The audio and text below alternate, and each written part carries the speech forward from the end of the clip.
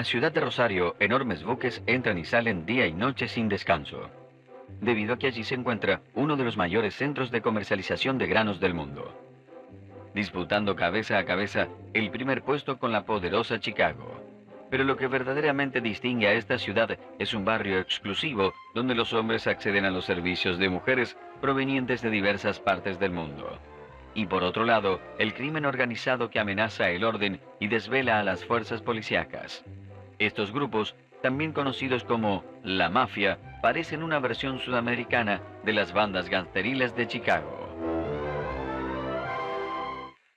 La Chicago argentina se trata de emparejar lo real con la metáfora, ¿no? O sea, la frase real con la metáfora. En algún punto se unen. Está registrado así en la prensa que la expresión la Chicago argentina comienza a utilizarse a fines del siglo XIX, pero por referencia a una cuestión económica. Rosario fue conocida ya desde 1870 como la Chicago argentina. Mucha gente supone que la Chicago argentina es por el tema de la mafia. No tiene nada que ver en realidad. La Chicago argentina viene por el apogeo agroexportador de la Argentina. Y es cierto, cuando mi abuelo vino acá en 1910, entraban 100 trenes en Rosario por día, 100 trenes. Y no eran de pasajeros, eran todos de grano. Las operaciones, digamos, en la bolsa de cereales de Chicago no se cerraban hasta que no llegaba la cotización de la bolsa de comercio de Rosario. Hoy el precio del grano lo rige Norteamérica y está más caro en otros países que acá. En la Chicago argentina, en aquel entonces, la Argentina regía el precio del grano. En los años 30 la expresión retorna y cambia de sentido, o sea, ya la referencia no es la cuestión económica, no es la ciudad de Chicago en Estados Unidos y su economía, sino, digamos, la ciudad de Chicago, sí, pero todo el fenómeno de la delincuencia, de las grandes bandas y de las organizaciones mafiosas que hicieron célebre a la ciudad de Chicago en los años 20. En general estos motes se los pone la prensa. La ciudad de los burdeles, la ciudad de los crímenes, por en el siglo XIX. Siempre me encantó ese Rosario de comienzo del siglo hasta los años 42, 45, siempre me encantó.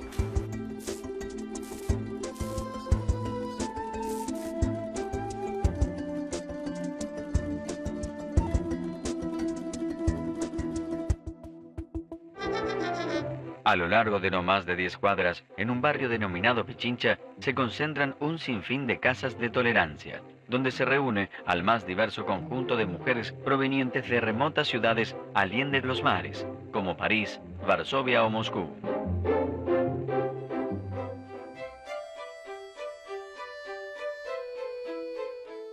El barrio de Pichincha, donde se instaló la mayor parte del espectro prostíbular en Rosario, vos pensás que el barrio de Pichincha es un barrio chiquito, tenía una gran cantidad de prostíbulos.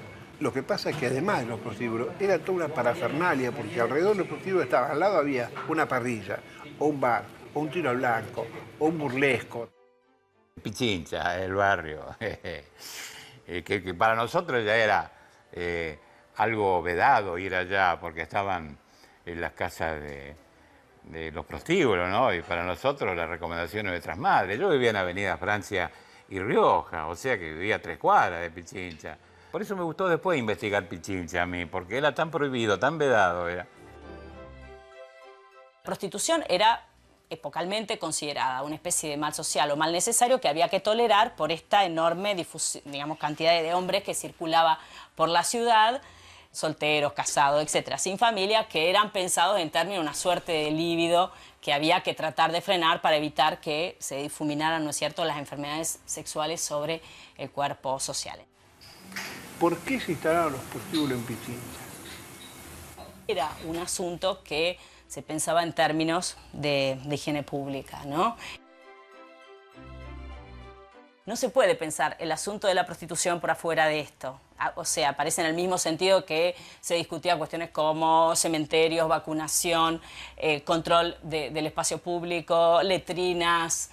Los rufianes que ya cada vez eran empujados más allá encontraron ya un terreno limpio cerca de la estación de ferrocarril y por eso se construyeron especialmente para prostíbulos edificios como el del famoso Madame Safo, que todavía existe, o el Petit Trianon, o el Mina de Oro, que son los que todavía existen, ¿no?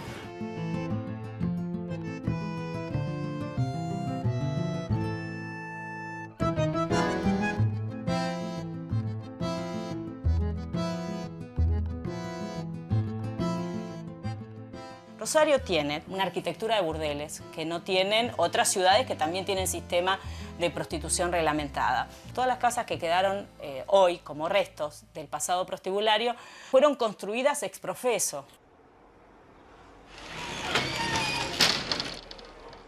Y este lugar donde estamos nosotros, en la época de apogeo de los prostíbulos de la cuarta, la sección cuarta, antes de llamarse Bar Victoria, se lo conocía como el bar de la Blanca Rosa y Juan el Sucio. Que era un matrimonio que regenteaba ese boliche. La policía le llama fiolo mantenido al que es la pareja de la mujer que se dedica a la prostitución. El que vive de nosotras. Las regentas son las que estaban al frente de la Casa de Tolerancia. Mucho de nombre francés, de ahí viene la famosa fama de que había muchas francesas, en realidad eran más flacas que francesas. Madame Safo era una madama. La primera madama que yo encuentro en 1916, que se llamaba María Luisa Moissat, Maissot, etc., alias Madame Safo. Está la pieza de Madame Safo. Acá hay un hotel, ahora se llama El Ideal, pero fue una casa de trabajo también eso. Ahí yo alcancé ahí y me dieron la pieza de Madame Safo. Todavía dicen que está. Pero hay otras madame que no solamente es esta mujer. Esta mujer es la primera que tiene este mote. Por ejemplo, había una madama famosa que se llamaba Madame Georgette, pero en realidad se llama María Peña. Esa criolla que para, digamos, darse más dique se puso Madame Georgette. Conocí a Madame, a una de las madamas, yo, Taquito de Oro. Claro, vivía en la Avenida Francia, jugábamos en la Avenida Francia con la Pulpito, jugábamos. Y cuando pasaba ella, ya grande, en busca de su tranvía en la calle Córdoba, parábamos de jugar. Y uno de nosotros la acompañaba hasta la calle Córdoba, 13, 14 años. Entonces ella sacaba de su... ¿No se rompió la pelota hoy? No. Bueno, tú me compren la próxima pelota. Así que teníamos guardado un arsenal de plata para comprar pulpito, ¿viste? Que da calambre, ¿viste? Una vez alguien nos dijo, esas Taquitos de Oro, en aquel tiempo. Sé la historia de lo que fue esta zona, todo, pero no sabía, de este lugar no. Habitaciones. Si le daban ficha a medida que iban haciendo el servicio, algo así era. Uno de los prostíbulos, el Petit Trianon, casi muchos tenían nombre francés, tenía una ficha. La ficha del Petit Trianon decía de un lado, discreción et sécurité, que eran las dos cosas que pedían los tipos que iban ahí. Con el tema de la prostitución había una gran hipocresía en la sociedad rosarina en ese momento. Sobre todo, no tanto en las clases bajas, digamos, ¿no? Sino en lo que se llamaba la burguesía comercial e industrial. ¿Por qué te digo que era una moral hipócrita? Porque la sociedad, esa franja de la sociedad, se quejaba por el negocio, porque permanentemente ellos propugnaban la eliminación de la prostitución. Pero a su vez, los padres, los abuelos, los tíos, los hijos, los sobrinos, de esas mismas franjas sociales, iban a los prostíbulos. Entonces es una doble moral. La historia que tuvo esta zona yo la he escuchado, incluso alcancé a venir cuando todavía estaban los cabarets y por supuesto que es re interesante. Es la historia nuestra, porque estoy en un lugar que es nuestra historia. Cuando yo empecé a trabajar había mujeres todavía que estaban trabajando que habían trabajado acá en esta zona. Y cuando yo empecé tenía 20 años. Hoy me considero una trabajadora sexual. Nosotros vamos, llevamos preservativo, le dejamos una caja de preservativo, le damos preservativo a las chicas y hacemos talleres y hablamos de prevención. Luchamos para que la que empiece hoy en día no pase lo que pasamos nosotras. Nos hicieron creer tantas cosas y siempre nos tuvieron como la escoria, lo más bajo, lo más... Cuando se eliminan las normativas sobre la prostitución en el año 32 en esta ciudad, paradójicamente la policía sigue levantando a las prostitutas poniéndoles el mote de prostitución clandestina o de escándalo, cuando en realidad no hay normativas. La prostitución aparece como una actividad delictiva cuando en Argentina nunca fue pensada en términos de delito. Después de 1933, las antiguas regentas de Pichincha mandan notas diciendo que por favor dejen de perseguirlas a ella y a sus maridos porque la policía las levantaba igual. Yo me creía que era un delito. O sea, por los antecedentes que yo tenía, cómo me llevaban presa, cómo no. Entonces yo decía, y bueno, tengo los antecedentes que tengo porque me paro en la esquina. No todas las chicas son explotadas, por eso decimos que no hay que confundir. Una cosa es la trata de personas y otra cosa es el trabajo sexual. Ahora, bueno, ahora no nos persiguen a nosotras. Ahora tienen que perseguir a la trata de personas. Ahora tienen que perseguir a los proxenetas. La historia de Pichincha, para los rosarinos, tiene aspectos pintorescos, jocosos, pero detrás de eso se esconde la trata de personas, la degradación de la mujer, una cosa siniestra realmente. Que uno, la leyenda la ha cubierto un poco con la escenografía pintoresca, de que era una romería y todo eso, pero la verdad que era una cosa abyecta realmente, ¿no?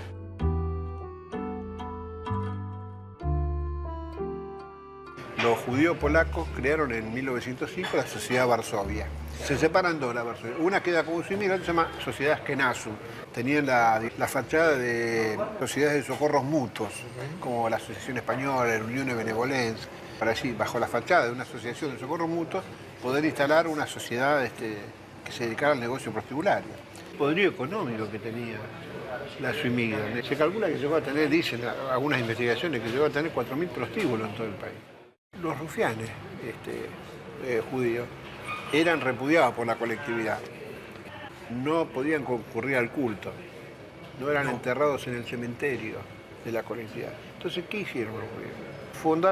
Construyeron sinagoga y cementerio. El cementerio de los rufianes prostitutas en Buenos Aires está en la ciudad de Avellaneda. Y en Rosario está en la localidad de Granadero Baigorria. En el año 70 fuimos ahí, saltamos el tapial y entramos al cementerio. Ya había muchos yuyales, las tumbas estaban intactas, lo único que estaba, digamos, depredado era una especie de óvalo enlosado donde está el retrato del muerto. Digamos. Eso estaban todos astillados como si lo hubieran baleado. Se ve que alguien entró, algún antisemita o algún loco y destruyó eso. Así es la historia, ¿no? El de Baigorria sería digno de ser conocido, ¿no?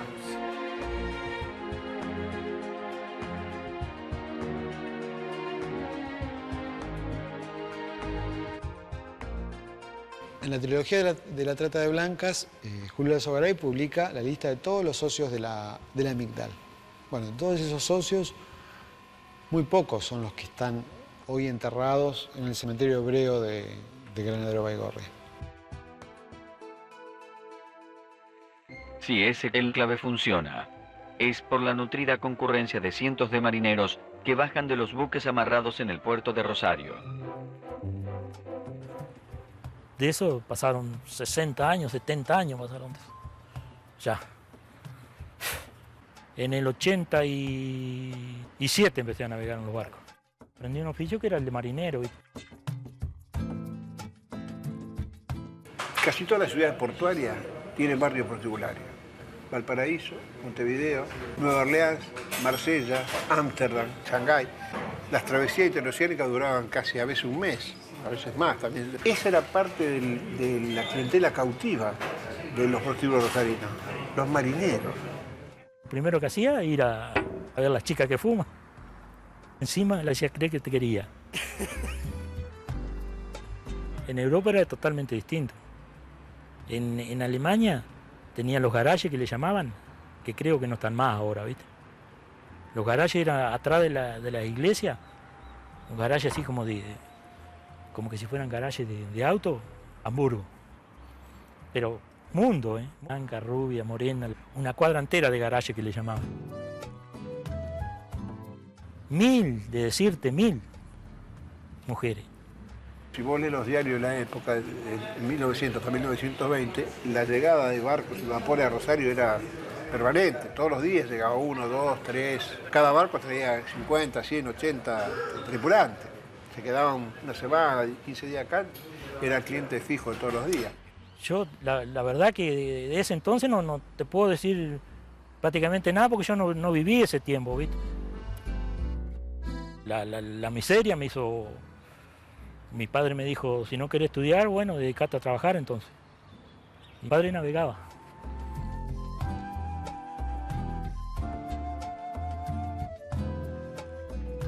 Elma era línea marítima del Estado.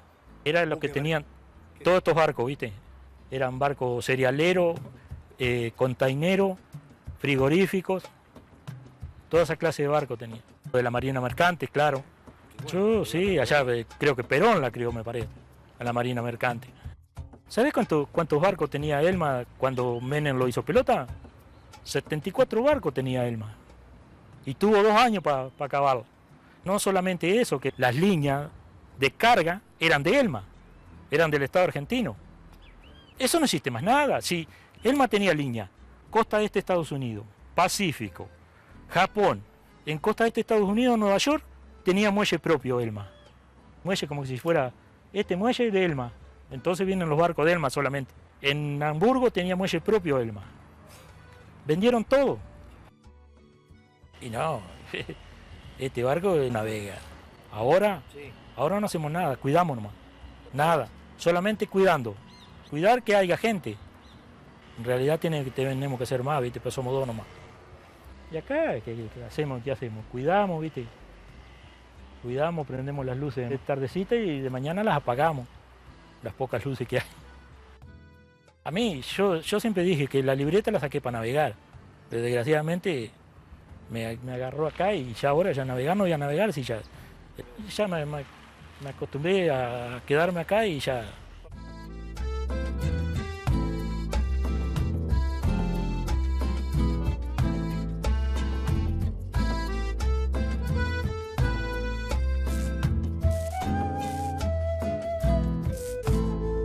En 1910 llega mi abuelo, que fue el primer maestro de orfebre de calle Maipú, ¿no? Yo hoy tengo la joyería por otras líneas, por otras circunstancias.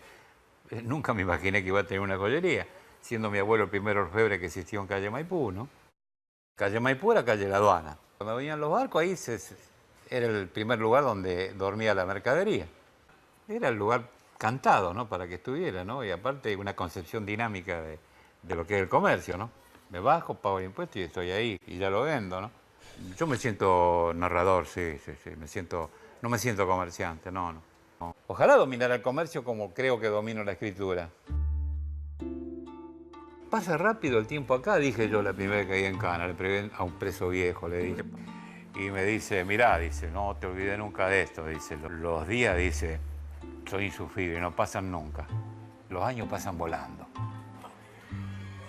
Cuando caí la primera vez en prisión me parecía todo un sueño. Pasa que me tiraron ese plato de comida, pensé que era un sueño. Y nunca más pensé en volver a prisión. Y caí por segunda vez. Y cuando salí de la segunda dije, me pego un tiro antes de volver. Y no me lo pegué, caí por tercera vez. Y cada vez fueron delitos más grandes. Yo soy una criatura elegida por Dios, porque Dios a mí no me dejó impune en mis crímenes. Me castigó en el primero. Y en el segundo también no me lo dejó pasar. Y en el tercero también. Sí, no, la vas a pagar. Sí, la vas a pagar. No doy con el perfil de delincuente por eso. Porque fueron como especie de travesura que eran delitos. Y me salvó la literatura. Se terminó. No va un escritor que delinque. No va. Delincuentes que se aglutinan en grupos con particulares códigos asolan al distrito rosarino. Los ciudadanos viven con zozobra ante la sola expresión de mafia o mano negra. Sus miembros, émulos de Barker, Capone o Dillinger, tienen como cabecillas a Juan Galifi, alias Chicho Grande, o a Francisco Marrone, Chicho Chico. En octubre de 1932, aquí en Rosario, fue asesinado un periodista que se llamaba Silvio Alzogaray, que era el corresponsal de Crítica, ¿no? Y Alzogaray, a través de Crítica, era el que decía, bueno, ¿por qué no investigan a la mafia? Ese día justamente apareció este título de la Chicago Argentina. La historia de la mafia es como, a todos nos resulta como muy familiar. ¿Por qué? Porque la conocemos por el cine, ¿no? Por las novelas. Todos sabemos quién fue Al Capone y tenemos alguna referencia de la mafia en Estados Unidos, sobre todo en Sicilia, ¿no? A través del cine. Tenemos una historia de mafias sicilianas en Argentina, que es mucho menos conocida y que existió realmente. Nada más que allá eran Albert y acá Alberto, claro. Sí. Era lo mismo, ¿viste? Lo mismo. Las primeras expresiones mafiosas en Rosario era de una organización que se llamaba La Mano Negra, antes que se organizara la mafia como tal. Había un modus operandi básico para la extorsión, que era enviar una carta escrita en italiano, muy amenazante, ilustrada con puñales, con dibujos de ataúdes, ¿no? Y firmada con una mano negra, que fue lo que popularizó la expresión la mano negra. Los sicilianos forman una asociación que se llama La Mafia, cuyo jefe principal era Juan Galifi, más conocido como Chicho Grande. Galifi llega a la Argentina en 1910. Viene de un pueblito de Sicilia que se llamaba Rabanusa. Tenía 18 años cuando llega a la Argentina. Su primer domicilio es en la calle Iriondo, en Rosario, Iriondo 71. En 1911 ya tiene su primera entrada en su prontuario. Es muy pobre cuando llegó y comienza lentamente como a formar un poder económico ahí, ¿no? La mafia de Galifi hizo su negocio con la protección. Terminó teniendo propiedades y negocios en Galvez, en Rosario, en Buenos Aires, en San Juan, en Montevideo y en Brasil, donde tenía una compañía de maderera que se llamaba Galifi, Cooperman y compañía. Un hecho importante fue la llegada a Rosario de Francisco Marrone, alias Chicho Chico. Francisco Marrone llegó a Buenos Aires en 1930, estaba prófugo de la justicia de Italia. En Buenos Aires está muy poco tiempo y se viene a Rosario, ¿no? En Rosario entra en actividad enseguida, ¿no? Comienza a organizar, a reorganizar a los hombres vinculados a la mafia. Empezó a hacer sus propios negocios, que fueron los secuestros. Tiene como una política como de cuestión amistosa con Galifi, mientras va armando su propio grupo. Y tiene la peregrina idea de destronar a Galifi. En 1931, Marrone convoca una especie de cónclave mafioso en una quinta en San Lorenzo. Entonces lo que Marrone arma ahí es una especie de enjuiciamiento de 3 de los hombres de máxima confianza de Galifi, ¿no? El veredicto es, son culpables y los matan a los 3. La muerte es muy violenta, o sea, no es que les dan un tiro, sino que los ahorcan con un lazo. Es así muy impresionante según el relato de los testigos, ¿no? Pero ese episodio, bueno, fue como la declaración de guerra a Galifi y también fue como el inicio de una crisis dentro del grupo mafioso porque muchos de los que participaron en esa reunión no se bancaron o no estaban de acuerdo con ese ajusticiamiento, ¿no? Galifi envía a un emisario para hablar con Marrone. Lo invita a comer a su casa en Buenos Aires. En la calle Pringles, una casa de 2 plantas. Cuando llega, ya Galifi estaba en San Juan, en sus viñedos. A Chicho Chico lo manda a matar Chicho Grande, eso estaba escrito en las paredes, ¿no? Y de hecho desaparece. De varios años no se sabe nada de Marrone. Como 5 o 6 años después recién se descubrió el cadáver. Fue una pelea por quién era el capo, digamos. En 1938 se comprueba que Marrone había sido asesinado esa noche. Lo habían ahorcado de la misma forma en que él había ordenado, digamos, la muerte de Dainoto, Pendino y Curaba. Digamos, se resuelve ese misterio, ¿no? Galifi era lo que se llama un tradicionalista conservador. El otro era un tipo que quería imponer la modernidad, digamos, en la mafia. La institución desaparece en 1933 cuando se deroga la ordenanza y la mafia también cuando se produce el asesinato de Ayerza. Como Ayerza era hijo de una familia adinerada y el que lo acompañaba era el hijo del ministro del Interior, de Justo, se produce una movilización formidable. Ese es como el punto de inflexión en la historia, ¿no? Fue secuestrado por un grupo de mafiosos sicilianos radicados en Rosario y pese a que el rescate se pagó, Ayerza fue asesinado, ¿no? La conmoción es así mayúscula y se desata, bueno, toda una persecución muy fuerte contra los mafiosos y ahí el fenómeno mafioso sí es como que estalla, ¿no? La policía se lanza a detener mafiosos. Entonces todos los días uno ve en los diarios que caen mafiosos. Galifi en ese momento estaba en Montevideo. Entonces lo que hace Galifi es decir, yo no tengo nada que ver. Yo me quiero entregar para aclarar mi situación. Y es lo que hace.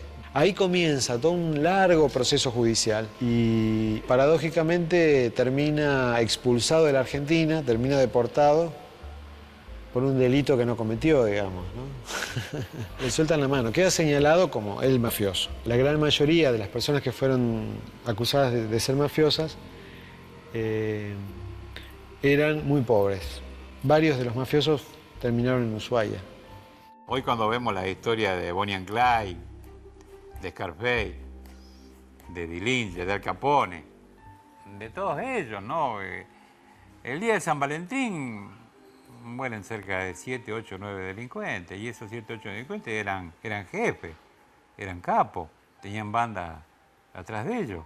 Entonces lo comparás con lo que pasó acá y decís, bueno, no, o sea, evidentemente no era lo mismo, pero bueno, era diferente, o sea, tenía otra escala, pero me parece que es realmente importante. O sea, que para la gente de la época fue algo que les causó preocupación, que les causó temor. La mafia en Rosario, que fue importante, es absolutamente contemporánea de la prostitución. Nacen casi en la misma época y terminan en el mismo año casi. Dos negocios y dos organizaciones muy importantes las dos y nunca se tocaron. La mafia no tuvo nada que ver con el negocio prostitución y viceversa. Yo creo que que es una historia que todavía no se terminó de contar, ¿no? Que todavía, me parece que todavía pueden aparecer cosas nuevas y que es una historia que todavía tenemos por descubrir, ¿no?